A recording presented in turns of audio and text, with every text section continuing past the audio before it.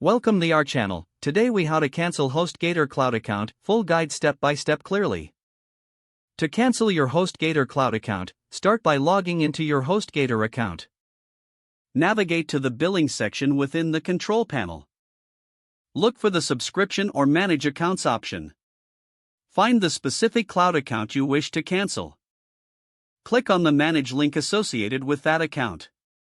Once on the management page, locate the Cancel Account button. Click on Cancel Account to initiate the cancellation process. You may be prompted to provide a reason for cancellation. Fill in any required fields as necessary. After submitting your reason, check for confirmation messages about the cancellation.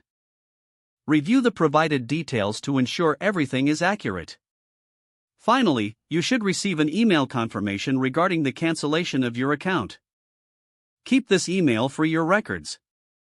Your HostGator Cloud account will no longer be billed after cancellation. If the page does not load, refresh the browser or try again in a private or incognito window. Make sure you are using the correct email address, then retype it carefully to avoid small typos. If your password is not accepted, use the reset option and create a new strong password you can remember.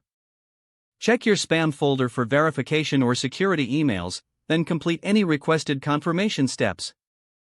Enable two-factor authentication if available to improve account security and reduce unauthorized access risk.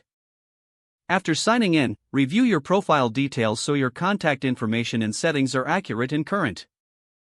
If you see an error message, note it down and try again after restarting your device and internet connection. Log out when you finish, especially on shared devices, to keep your account and payment information secure. If the page does not load, refresh the browser or try again in a private or incognito window.